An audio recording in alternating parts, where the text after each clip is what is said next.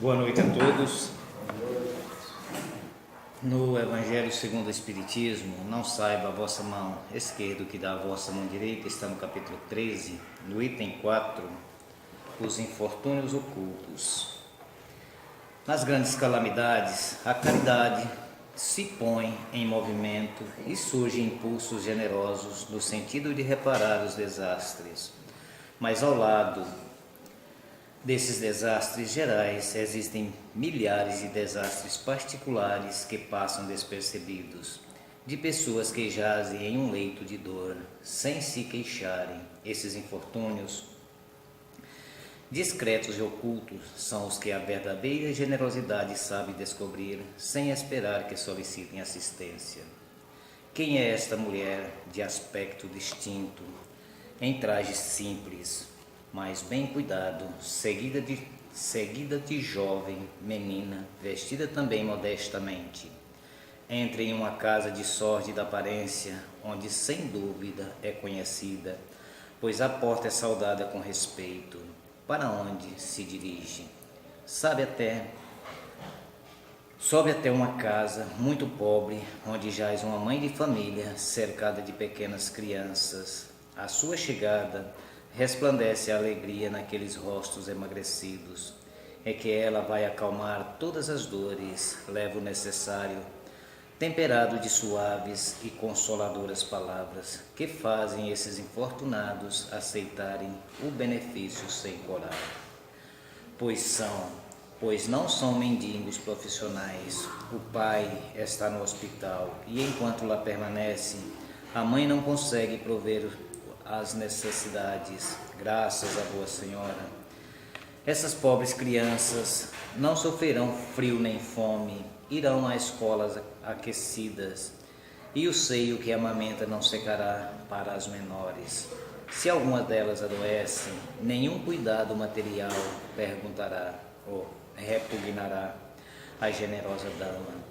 Dali vai ao hospital levar ao pai algum reconforto e tranquilizá-la sobre a sorte da sua família. Na esquina da rua, um veículo à espera, verdadeiro armazém de tudo quanto leva aos seus protegidos, os quais ela visita sucessivamente.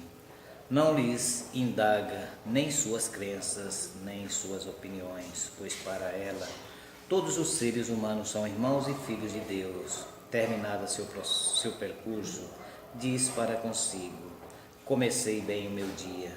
Qual é o seu nome? Onde mora? Ninguém o sabe. Para os infelizes,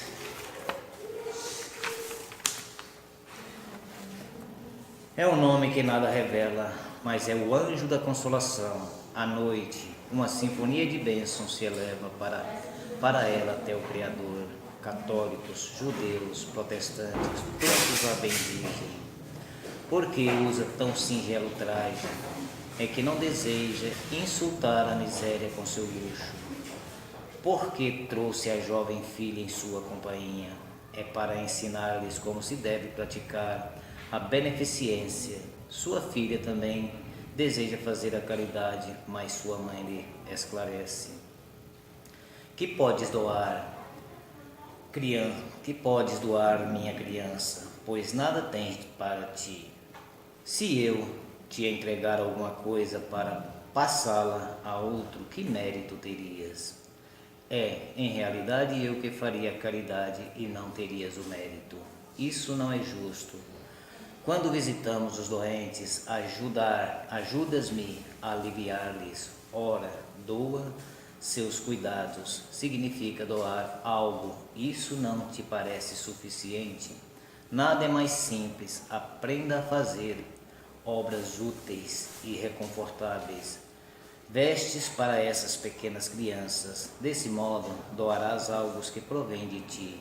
É assim que essa mãe verdadeiramente cristã forma sua filha na prática das virtudes ensinadas pelo Cristo. É ela espírita, que importa. Em sua residência, a mulher do mundo, pois sua posição o exige, ignora-se, porém, o que ela faz, pois não deseja outra aprovação que a de Deus e sua consciência. Certo dia, entretanto, imprevista circunstância conduz até a sua casa uma das suas protegidas, a oferecer-lhes os trabalhos executados por suas mãos. Reconhecendo sua benfeitora, desejou bendizê-la. Silêncio, ordenou-lhe Adão, não digas a ninguém. Assim falava Jesus. Essa lição é linda, né? Que exemplo. Então, aos nossos lados, tantos infortúnios, tantos sofrimentos que nós não sabemos nem olhar. Nossos vizinhos, às vezes do lado, passando por grandes dificuldades. E talvez nós vamos procurar tão longe, né? De outros países, e ao nosso lado, tanta gente necessitada. Então, essa lição aqui eu acho ela muito linda. A senhora, dama da sociedade, mas procura os infortúnios, os sofredores para auxiliar. Então é isso que ensinou Jesus. E não saiba a vossa mão direita que dá a vossa mão esquerda. É isso aí. Bom, com essa lição, vamos elevar nosso pensamento até nosso Pai Maior, a fonte criadora, ao nosso Mestre amado Jesus, a nossa Mãe Santíssima.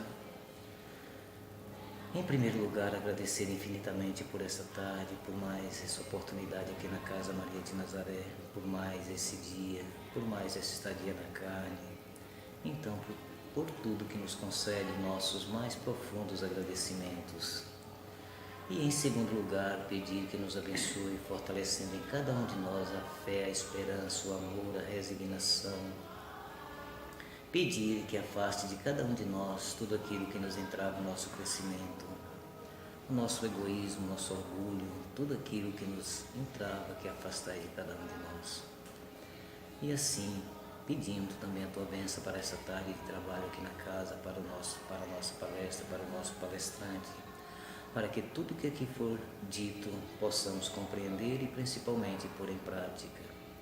E assim, com a bênção de nosso Pai Maior, do nosso Mestre amado Jesus, de nossa Mãe Santíssima e da espiritualidade maior que nos sustenta e nos intui, com a tua bênção e a tua proteção, damos iniciada a nossa palestra de hoje. Que assim seja.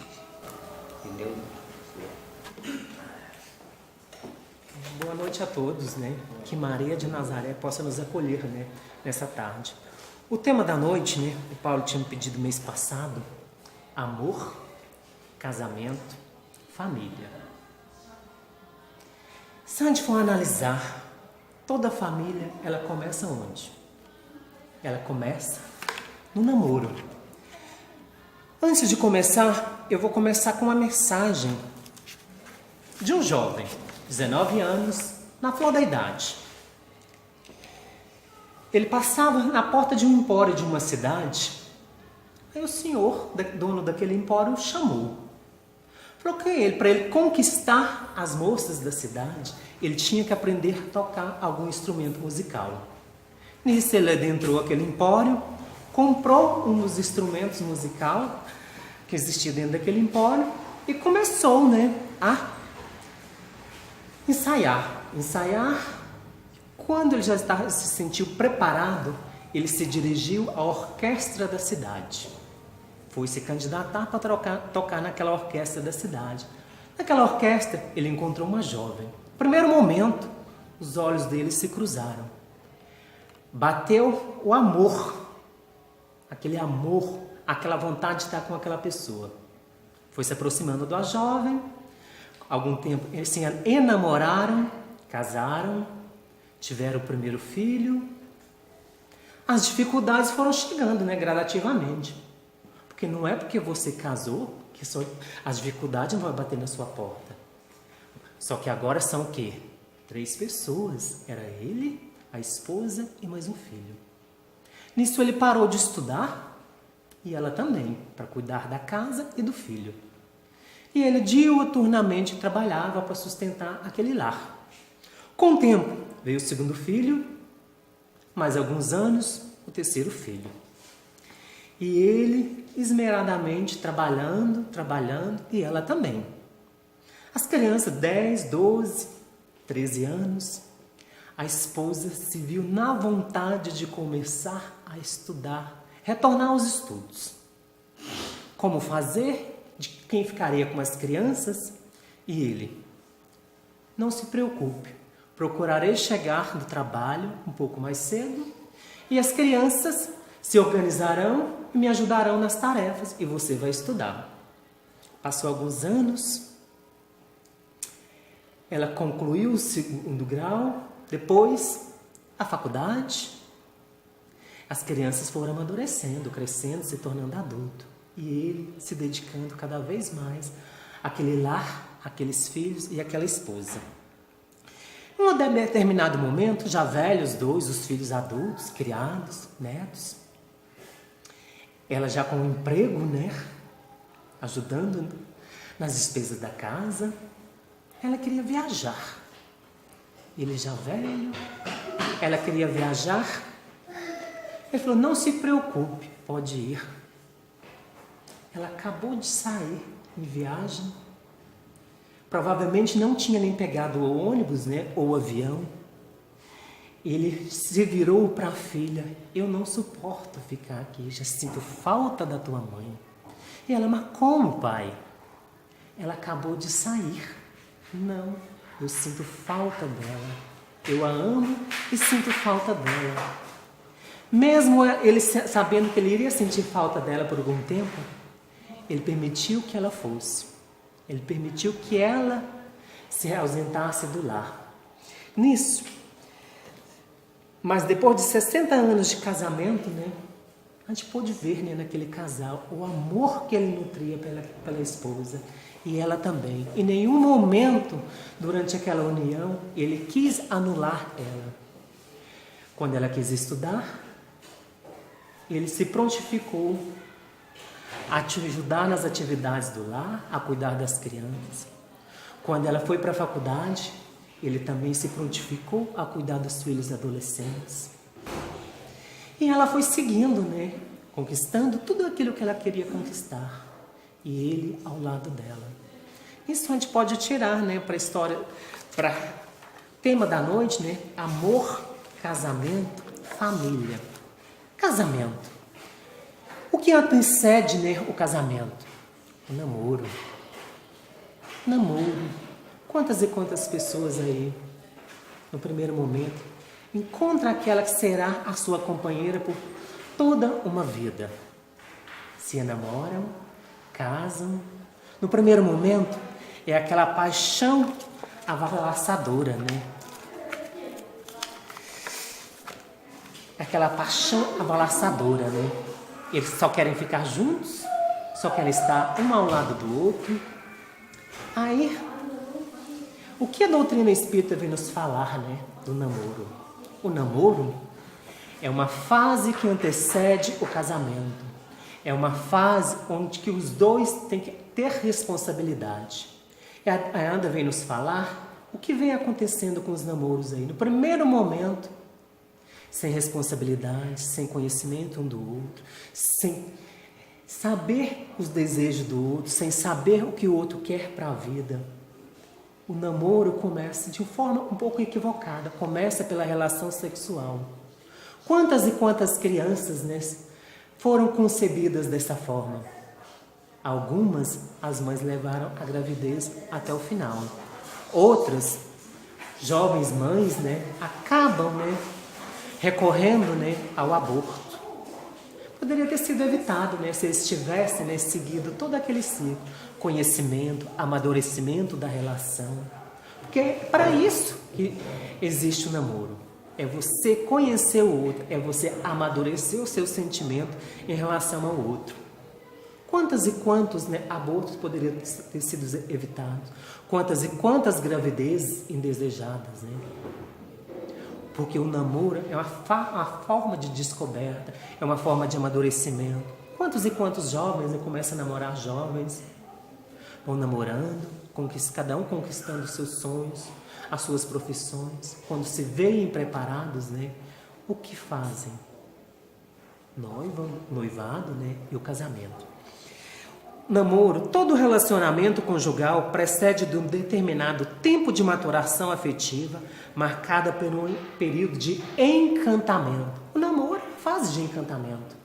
Não é só os jovens, quantas e quantas pessoas já adultas também, né, se enamora pelo outro, se encanta pelo outro, por estar junto com o outro, por ouvir a voz do outro, por sentir o cheiro do outro. O namoro, segundo a visão espírita, se traduz por suave encantamento, onde dois seres descobrem um no outro de maneira imprevista, motivos e apelos para entrega recíproca, numa relação matrimonial e familiar. Uma relação matrimonial e familiar. No namoro, a paixão. O que é a paixão? Paixão é uma emoção quase patológica.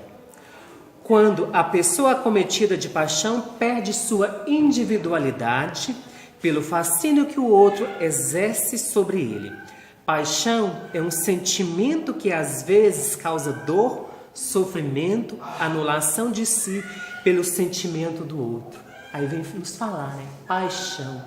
Se anular pelo sentimento do outro. É o correto? O correto é o amor, onde cada um saberá o seu papel, até onde ele pode ir, porque o amor, ele não proíbe, ele não anula o outro, ele quer o crescimento do outro. O amor é um dos mais nobres sentimentos, né, que nós temos. O tal próprio Cristo, né, vem nos alertar, né, sobre o amor. Amar de forma incondicional. E ainda, né?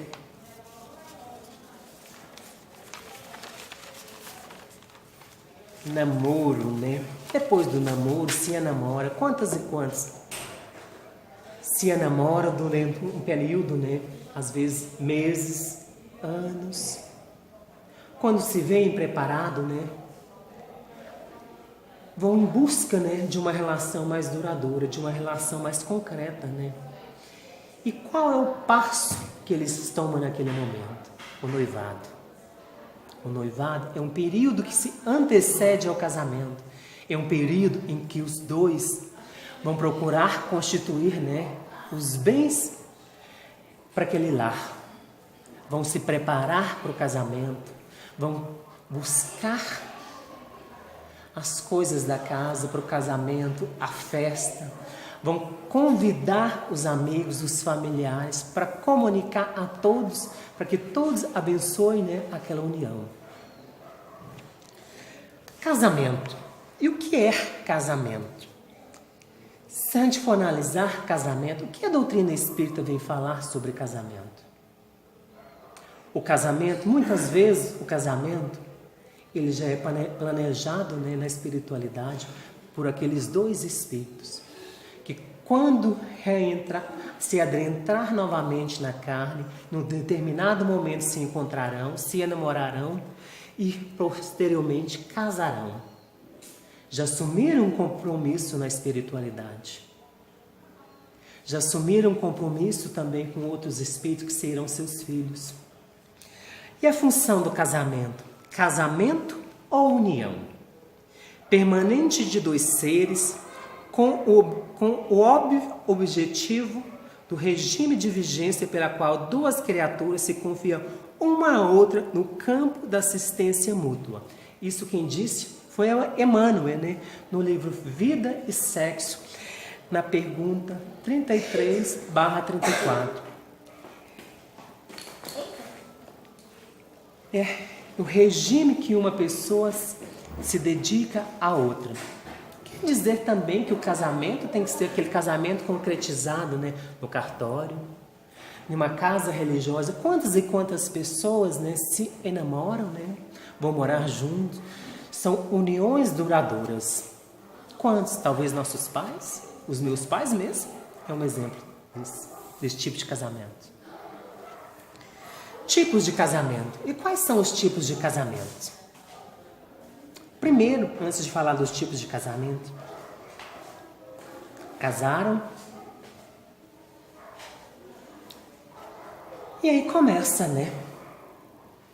Casei. E agora? A lua de mel acabou? O que faremos? O período, né, de encantamento, o período de doçura. Aí começa a aparecer, né, as primeiras dificuldades, os primeiros problemas. E o que a doutrina espírita vem nos falar, né, de casamento? Os tipos de casamento. Primeiro, casamentos acidentais. O que é um casamento acidental? A doutrina espírita vem nos falar que é o encontro de almas inferiores, sem nenhum compromisso uma com a outra.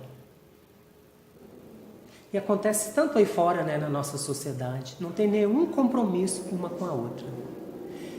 É o encontro de almas inferiores, sem nenhum antecedentes, né? Sem nenhum resgate, né? Sem nenhum resgate kármico, sem nenhum compromisso que assumiram. Caracteriza pela falta de ligação afetiva. Não há nenhum sentimento um para com o outro. A espiritualidade ainda vem nos falar. Muito pouco desses casamentos seguirão. Por quê? Por que não seguem? São almas inferiores. No primeiro momento, cada um quer a sua liberdade.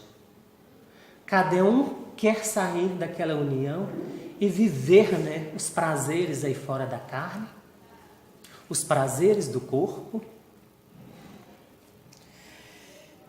O relacionamento é desprovido ainda, né, de simpatia. Sim, quase sempre não há simpatia um para com o outro. Na primeira dificuldade, no primeiro problema, cada um pega a sua mala. Tchau. Muitas das vezes, já filhos, né? A esposa fica com o filho, nunca mais se encontrarão, nunca mais aquele filho virá o pai. Cada um seguirá o seu caminho. Não houve simpatia, não houve ligação afetiva. E ainda, casamentos provacionais. É o encontro de almas inferiorizadas com o objetivo de se reajustarem.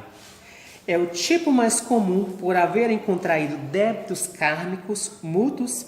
A providência divina utiliza-se da união conjugal para o necessário reajustamento.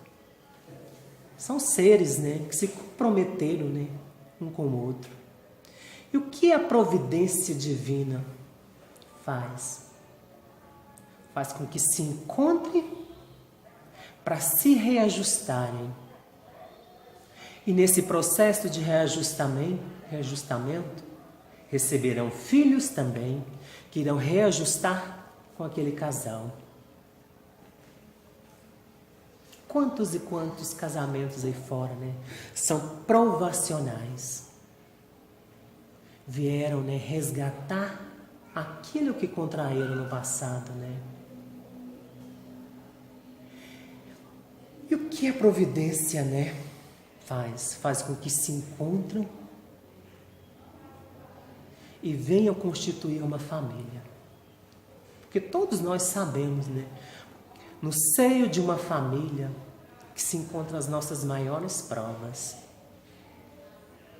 Filho que não tem simpatia para com o pai que não tem simpatia para com o filho, a mãe que não tem simpatia para com o filho. Às vezes acabam criando um verdadeiro campo de guerra, né, dentro de um lar. Mas mesmo esses casamentos provacionais, né, podem dar certo. Se os dois, né, se unirem, buscarem, né, para dentro do lar, né, aquilo que o Cristo nos ensinou: o amor, o respeito, o carinho e, acima de tudo, né, buscarem, né, o Cristo, né, através de uma religião, através, né, do amor, né, de um para com o outro. Muitos casamentos que começaram de forma provacional se perpetuam. E ainda, né, casamentos sacrificiais são raros. Caracteriza-se pelo encontro de uma alma iluminada com uma alma inferiorizada. Aí, se a gente voltar, né, para o livro, né, há 2000 anos, Lívia. E o senador, né? O senador Públio, né? Lentulus, né? Lívia. Uma alma de grande magnitude, uma alma iluminada, de grande conhecimento. E Públio Lentulus, uma alma de grande conhecimento, né, intelectual. Mas só que precisava, né, desenvolver, né, a parte moral. E o que aconteceu com esses dois seres? Lívia e Públio Lentulus, né, se encontram, né, na carne, se enamoram, casam. Ela, uma alma iluminada, naquele período conturbado de perseguição do cristianismo, ela vivenciou o cristianismo e foi morta, né, por ter vivenciado, né, os ensinamentos do Cristo. E Públio Lentulus, né, quando a ver na arena, né, sendo subjugada, né, perante as feras, ele vai ao desespero. Porque ali se encontrava, né, a sua amada. Aquela a quem ele amava. E o que aconteceu posteriormente? Após desencarnar, né, Lívia aguarda, né, nas esferas superiores, né, o seu amado, Públio Lentulus. E ainda, né, podemos citar ainda casamentos afins. É o encontro de almas amigas com o objetivo de consolidar afetos. Nesse tipo de casamento não ocorrem separações e ambos buscam juntos aprimorar o amor que um já nutre pelo outro. Um casamento afim, né? Quantos casamentos nós conhecemos aí fora, né? Muitos, né? Talvez dos nossos pais, dos nossos avós. Até o último momento, né? No corpo físico, devotavam, né, carinho, afeto, ternura um pelo outro. O que vieram, né? Vieram se encontrar aqui para reforçar mais os laços que existiam entre eles, reforçar mais o amor. E ainda, né, existe mais um tipo de casamento ainda, transcendentais.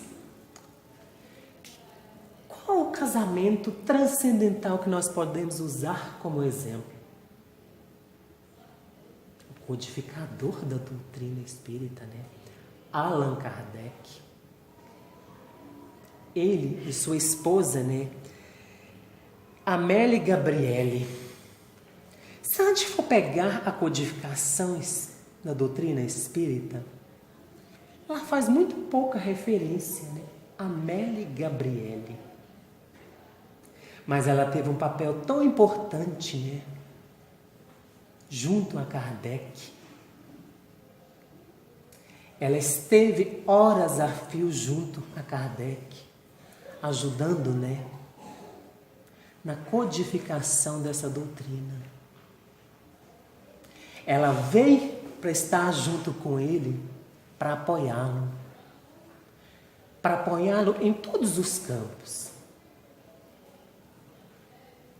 No campo da missão assumida, no campo afetivo, Amélie Gabriele.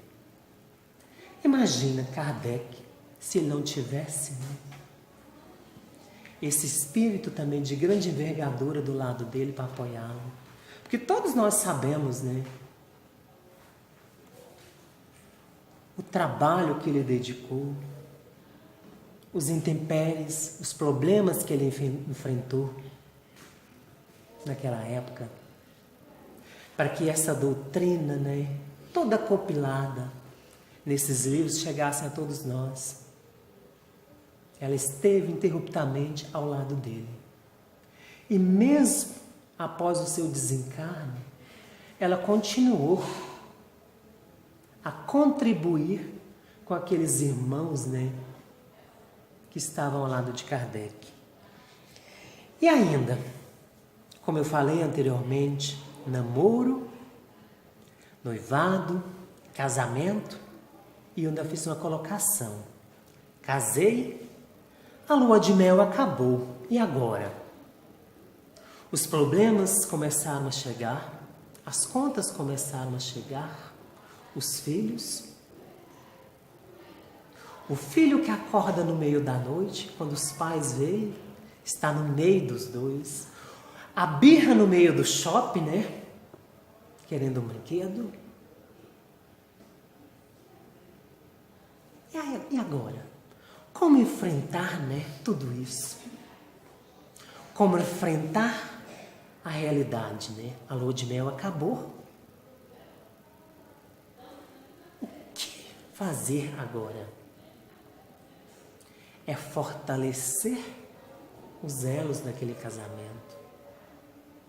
É transformar aquela relação em algo que se perpetue durante os anos. Só que muitos casais, nas primeiras dificuldades, começam a aparecer os problemas conjugais. E quais são os principais problemas conjugais? O primeiro, ciúme. O que é o ciúme? É o não confiar no outro. É querer que o outro esteja à minha disposição 24 horas por dia. É não dar liberdade para que o outro também voe os seus voos rasantes.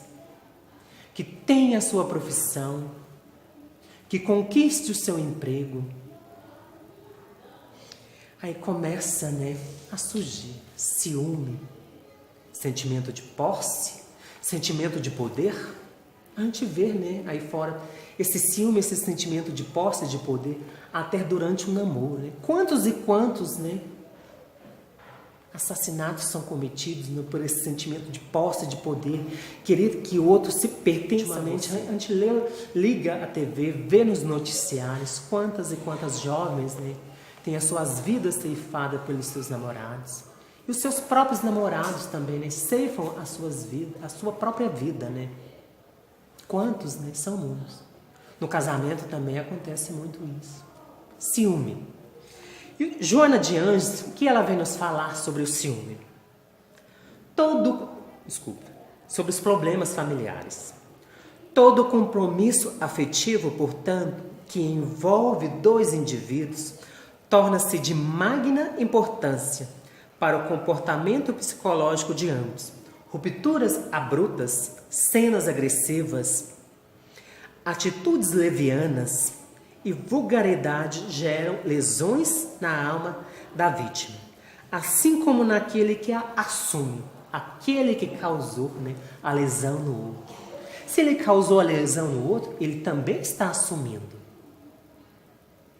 Ele está assumindo, né? Reencontrar no futuro e resgatar aquilo que ele causou no outro. E os problemas conjugais, problemas familiares, ciúme, né? Ainda vem aqueles que vêm nos falar, toda relação precisa existir uma pontinha de ciúme. Será que é correto falar isso? Toda relação precisa existir uma pontinha de ciúme. Ciúme. As pessoas... É lindo, mas não é verdadeiro dizer que ciúme tem que estar numa relação. Primeiro, ciúme. Um sentimento, né, pernicioso que causa mal ao outro. Um sentimento de posse de poder.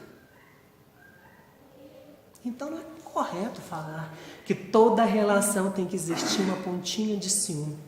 Toda relação tem que existir amor.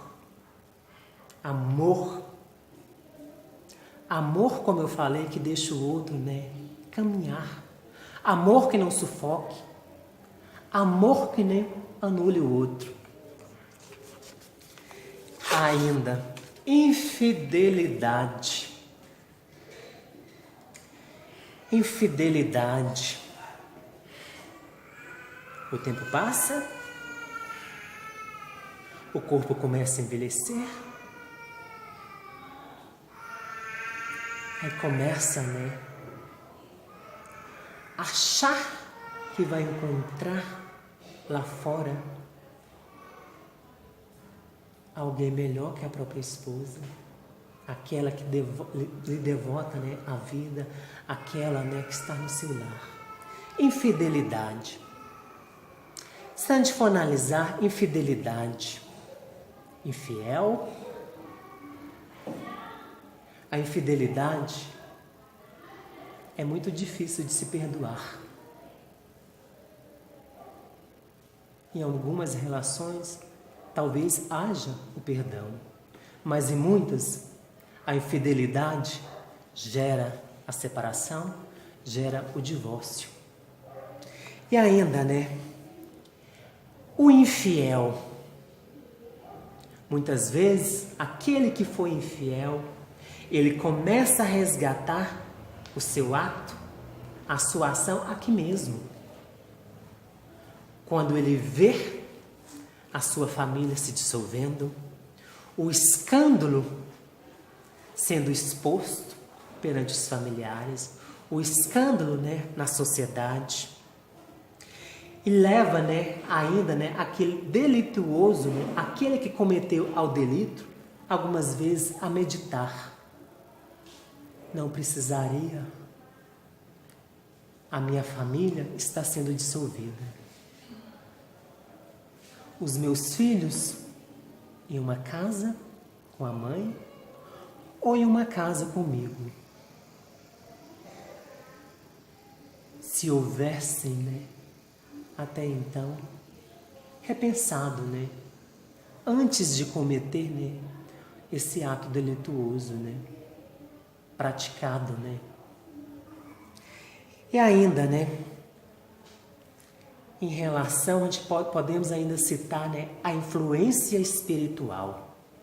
Se a gente for analisar dessa influência espiritual, ela está muito ligada ainda à infidelidade. Espíritos levianos, espíritos, né, maldosos, né, se aproxima, né, de um casal e começa, né,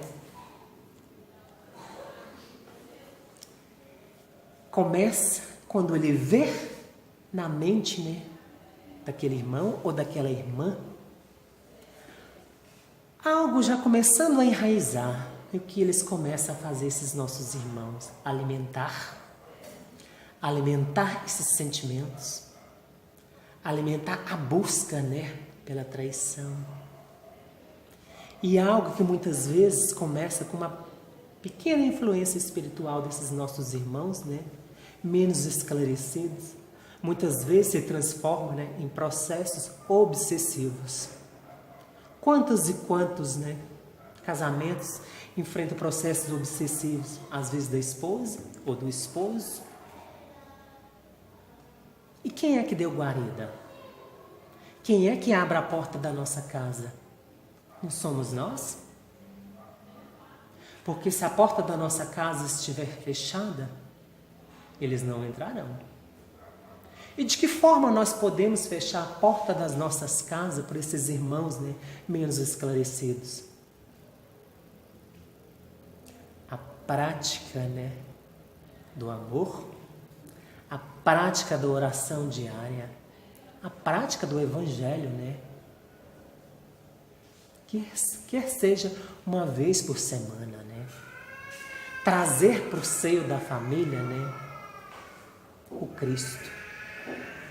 Porque assim esses nossos irmãos menos esclarecidos não adentrarão a nossa casa e não nos influenciará, né, a cometer atos delituosos. E ainda, né, como eu falei, né, a prática do evangelho, né? O evangelho no lar é um remédio. E ainda, né, casar é uma tarefa para todos os dias. Quando eu falo casar, é uma tarefa para todos os dias. Devemos nos casar todos os dias. Que aquele amor que existia, né, nos primeiros meses possa existir todos os dias. Que os problemas que o casal venha enfrentar não venha a ser maior do que o amor.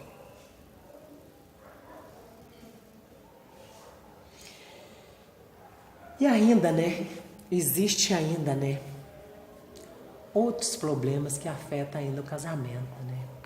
Problemas financeiros. De que forma, né, o problema financeiro afeta o casamento? Quando começa, né, a faltar, né, as coisas. Quando um dos cônjuges, né, usa, né, as verbas, né, da família, talvez para bens pessoais, não para bens coletivos da família. Aí começa a afetar. O problema financeiro vai começar a afetar ali. As dificuldades começarão a surgir. E se o casal não se unir, esse problema financeiro os separarão. E ainda, né? Pequenas mentiras. Pequenas mentiras. Muitas mentiras começam ainda no namoro. Muitas e muitas pequenas mentiras começam no namoro. E vai se perpetuando. E essas mentiras, né, vão se tornando, né, peça constante, né, daquela relação. E quando vem essas mentiras, aquilo que assumiram, aquilo que falaram, não é verdade. Aí começa a haver o afastamento, né, daqueles dois seres. E ainda, né,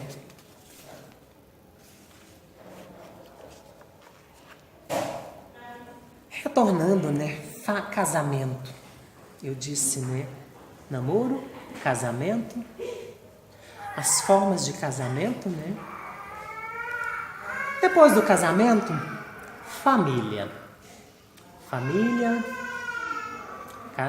se enamoraram, casaram e começaram a constituir uma família.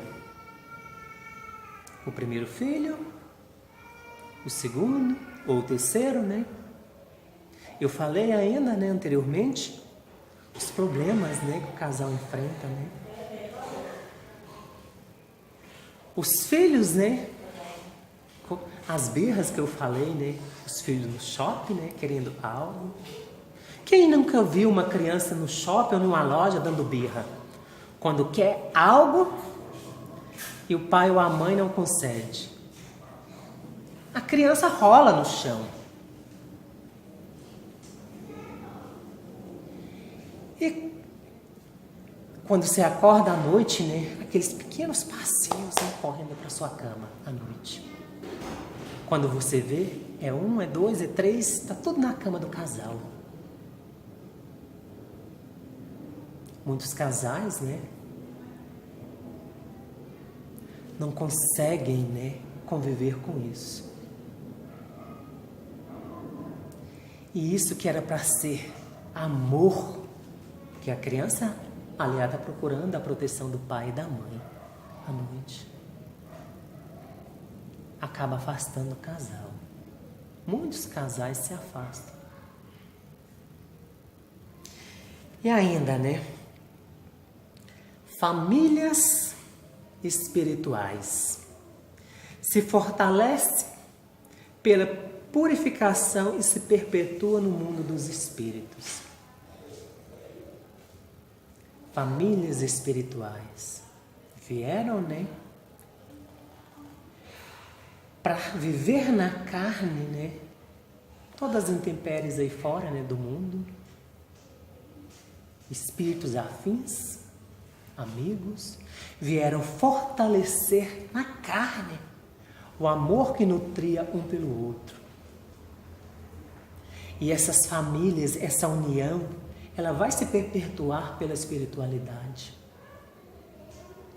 A gente pode ver isso, né, pelos livros, né, espíritas, né?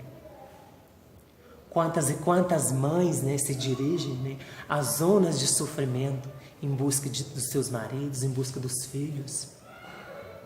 São famílias espirituais que se perpetuou. André Luiz mesmo é um exemplo, né? Quantas e quantas vezes, né, a mãe de André Luiz não pediu intercessão, né, pelo seu filho? Foi uma relação, né, dessas, né, que se perpetuou além desse corpo físico. Famílias corporais. Corporal, quase sempre frágeis, né? E algum daqueles tipos de casamento, né, são famílias corporais. Casam, se separam, provavelmente nunca vão se encontrar um com o outro. Não tiveram simpatia, não tiveram afeto, não tiveram ternura um para com o outro. E se não se encontram aqui, não se encontrarão na espiritualidade. E ainda, né? Se a gente for falar família, o que a doutrina espírita vem nos falar sobre família? Se a gente for analisar a nossa sociedade, a gente falar, a família já não existe mais na nossa sociedade. Não, a família, ela existe. A família existe. E continuará existindo, porque se não houver a família, nós retornaremos ao passado, à época da barbárie. A família é uma célula máter, né, que vai nos proporcionar, né, o crescimento, o amadurecimento dos elos afetivos, do amor. É através da família que nós vamos trazer para um seio da nossa casa aqueles que nos foram desafetos no passado. Ou que nós causamos mal, ou que nos causaram mal. É na família, no esquecimento, né, do corpo, que irão fundir as relações, que irão renascer o amor. É no ventre de uma mãe do esquecimento que ela receberá aquele que lhe maltratou no passado. É no seio que ela irá alimentar, né, aquele que te causou grande dor, grande sofrimento. Imagina se não existisse a família.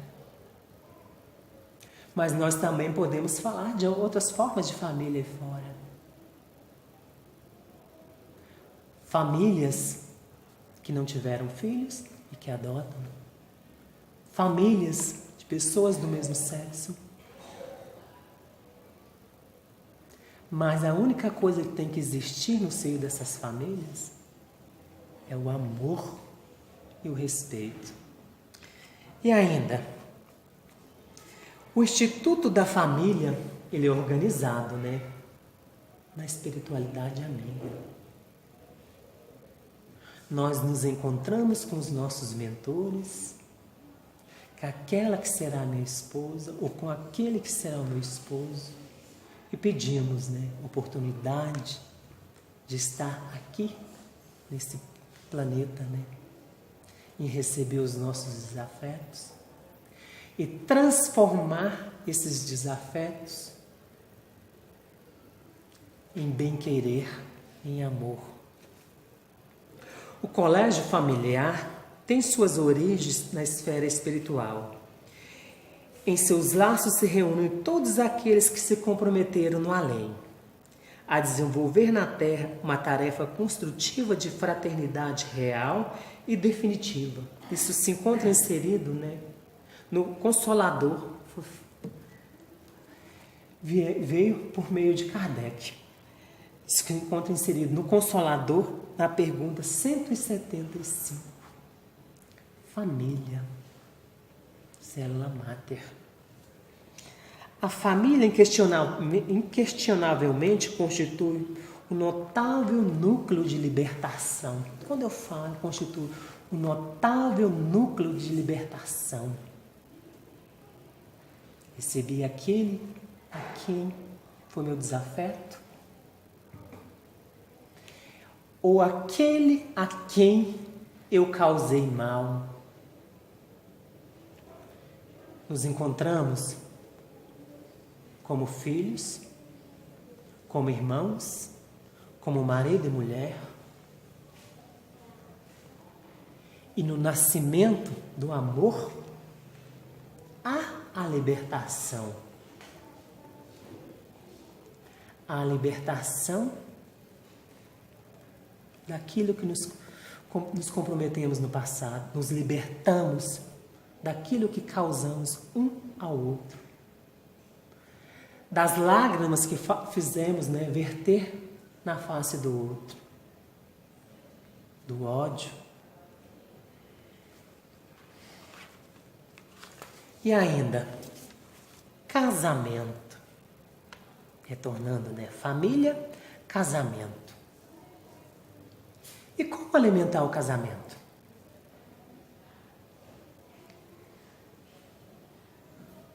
Se a gente for pegar alguns livros, de autoajuda, existe uma infinidade de formas de como alimentar o casamento. E o que nós podemos falar aqui no início dessa noite? Como alimentar o casamento? Primeiro, paciência. Paciência para com a imperfeição do outro.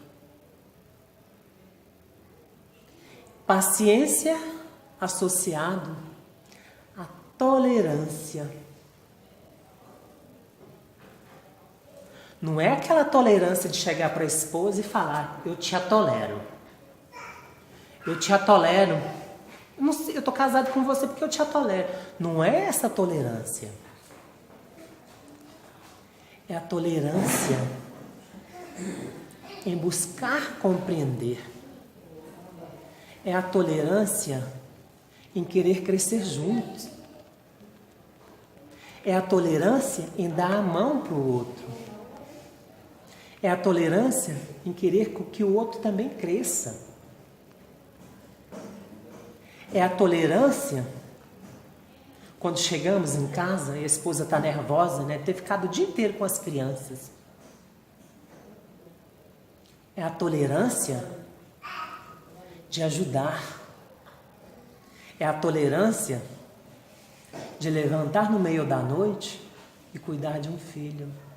É a tolerância em estar ao leito de um filho doente. Não deixar só para a esposa. E ainda, comprometimento.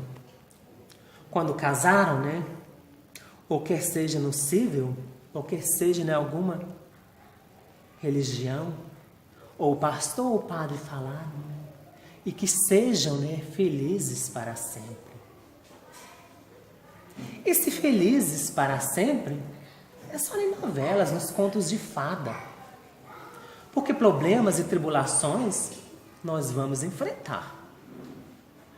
Nós vamos enfrentar no casamento. E ainda, fidelidade.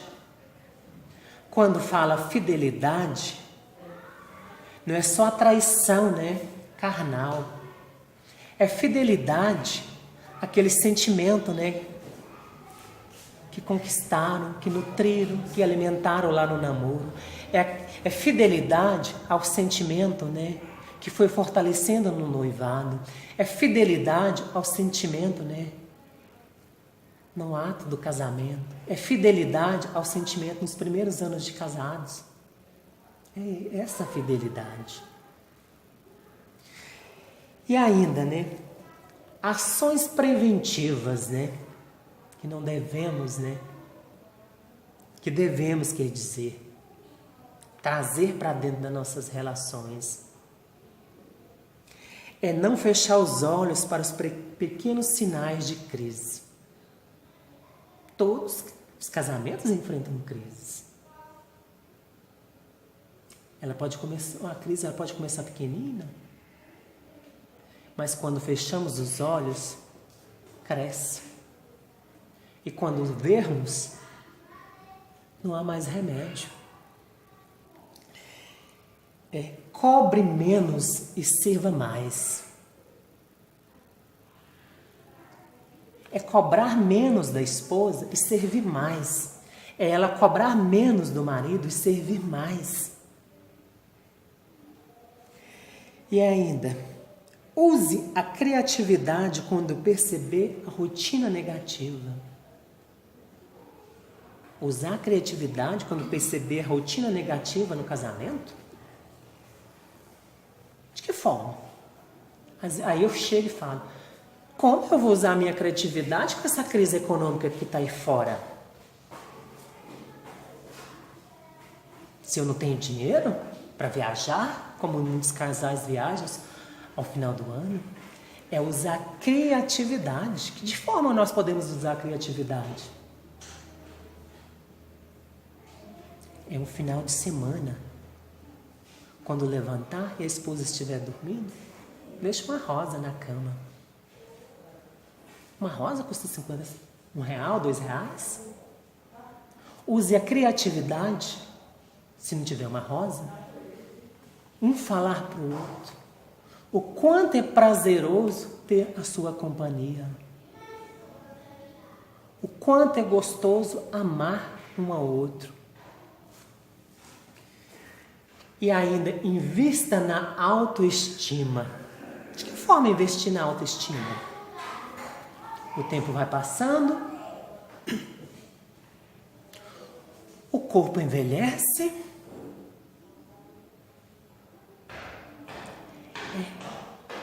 valorizar a cada ruga do seu cônjuge. Não é chegar nela e falar, como você está velha, né? Não. Cada ruga foi contraída, né? Em um ano, em um mês. Cada ruga que vai surgir no nosso corpo, no nosso rosto, foi sinal que vivemos. Foi sinal que um ano passou, 2, 3 ou mais. E ainda, não exagere nos pequenos mimos. Como eu falei, às vezes não tem dinheiro. Um bombom. Passei em frente ao mercado. Lembrei de você. Trouxe um bombom. Coisa simples, né? E uma coisa muito grave. Não faça comparações ou críticas sobre o seu cônjuge aos amigos e familiares. Quantos amigos, né, às vezes nós não vimos, né, no meio de um círculo de pessoas, falar da esposa na frente da esposa e ela ao lado ouvindo. O quanto isso deve magoar o outro? Você tá velha, desarrumada? Não. Que isso? Primeiramente o respeito, né?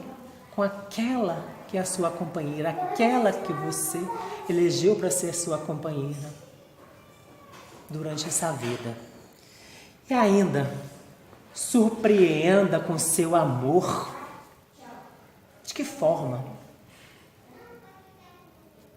Surpreenda com seu amor. É sair para caminhar de mãos dadas. É sair abraçados. É sentar no sofá e conversar.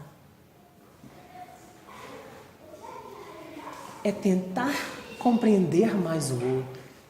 E principalmente, né, nunca colocar na cabeça que nós casamos para ser felizes.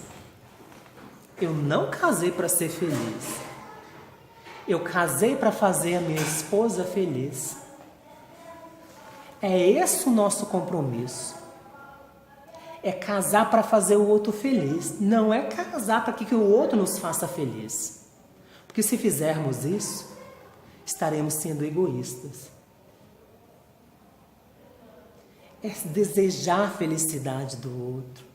É valorizar o outro todos os dias. Problemas, todos nós teremos. É usar, a criatividade. É desejar que o outro cresça. É fortalecer os elos todos os dias. Não existe uma fórmula mágica. Cada um vai buscar a sua fórmula mágica. E acima de tudo, é pedir a proteção da espiritualidade todos os dias. É trazer Deus para dentro da relação, é trazer o amor. E para finalizar, eu trouxe mais uma mensagem. O título, Por um Minuto Apenas. Lúcia era mulher feliz, casada, se devotava ao marido nos primeiros anos de casamento. O tempo foi passando. E aquele jovem casal foi agraciado com um filho. Lúcia se sentia eternamente feliz. Um casamento prazeroso, um marido que ela amava e um filho. Os anos foram passando. A criança 1 ano, 2, 3, 4 anos. Lúcia descobre que o marido atrai. Lúcia ficou muito triste. O marido chegou em casa e eles começaram a conversar. A conversa gerou agressão e o marido veio até abater em Lúcia. Lúcia, até então ela tinha um casamento feliz. Ela decidiu: eu vou colocar fim à minha vida. E para vingar do meu marido, eu vou tirar a vida do meu filho. Ela planejou tudo. Pegou o filho, pegou o primeiro ônibus. Essa história se passa em Salvador, na Bahia. Lúcia, atravessando a rua, já imaginando aonde ela iria, para o Farol da Barra. O Farol da Barra, ele está em um precipício, Ela sabia que se ela se jogasse ali daquele farol da Barra, ela e seu filho, ela iria vir a óbito. E por um descuido de Lúcia, seu filho solta sua mão e sai correndo entre os carros. Lúcia começa a gritar desesperada, com medo que os carros atropelassem seu filho. Imagina Lúcia, ela tinha decidido tirar a vida dela e a do filho. Como ela se preocupar se o filho fosse atropelado pelos carros? Nisso, a criança retorna com papel na mão que ela encontrou no chão. E Lúcia começa a pega aquele papel e começa a ler. Num minuto apenas, a tormenta acalma, a dor passa, o ausente chega, o dinheiro muda de mão, o amor parte, a vida muda. Vai mudando, puxando a criança e lendo a página. Era uma página mediúnica assinada por um espírito. Ela terminou de ler, passou o ímpeto em 1 minuto. Parou, olhou ao redor e verificou que tinha chegado ao seu destino, ao Farol da Barra. O penhasco estava próximo. Sentou-se e teve uma crise de choro.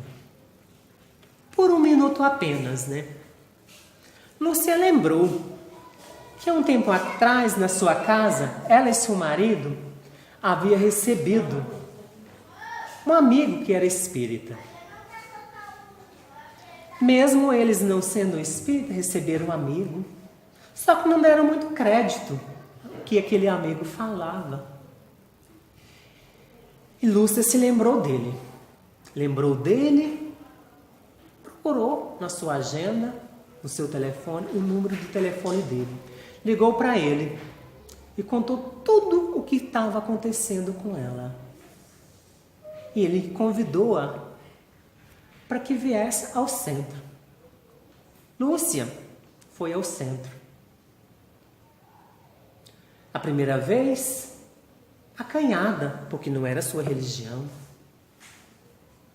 Depois quis voltar e foi voltando várias e várias vezes. Lúcia se sentia renovada, revigorada. Nisso, o seu marido nota o seu comportamento. E ele também adentra aquele centro espírita. E ali começa uma relação entre Lúcia e seu marido. E aquela doutrina que consolou Lúcia no momento de desespero. Nisso, Lúcia renovada, seu marido renovado, resolvem dar novamente uma chance para o amor que nutriram no namoro, para o amor que nutriram nos primeiros anos de casados. Houve o perdão sincero. Veio um segundo filho, o tempo passou, o terceiro filho. Aquele casal foi feliz. E ainda, hoje ambos trabalham na seara espírita, Lúcia e seu marido. E ainda, os anos se rolaram, as crianças se tornaram adolescentes. Em um minuto apenas, Deus providencia o socorro para as nossas vidas. Pode ser um coração atento, uma mão amiga, um pedaço de papel impresso caído na calçada, o papel que o vento levou para longe. Por um minuto apenas, o amor volta. A esperança renasce. Por um minuto apenas, o sol rompe as nuvens, clareando tudo. Não se desespere, espere. Um minuto apenas, o socorro chega. O panorama se modifica, a vida refloresce. Tenha paciência, não se entregue à desesperança. Aguarde, enquanto você sofre, Deus providencia o socorro. Aguarde, um minuto apenas, 60 segundos, uma vida pode mudar. Por um minuto apenas ou um minuto a mais. E que Maria de Nazaré, por um minuto apenas, possa nos ouvir as nossas dores, os nossos sofrimentos. E que por um minuto apenas nós podemos consolar aqueles que batem à porta da nossa casa. Por um minuto apenas, nós que estamos dentro dessa casa podemos consolar aquele que vem com as lágrimas copiosas no seu rosto. Por um minuto apenas, nós podemos consolar aquele que não tem mais um corpo físico. Por um minuto apenas, nós te agradecemos, Maria, por essa oportunidade de estar dentro dessa casa e por tudo aquilo que seu filho fez por nós. Por um minuto apenas, que nós possamos retornar para os nossos lares melhor do que nós chegamos aqui. Que Jesus ilumine a todos nós nessa nossa caminhada.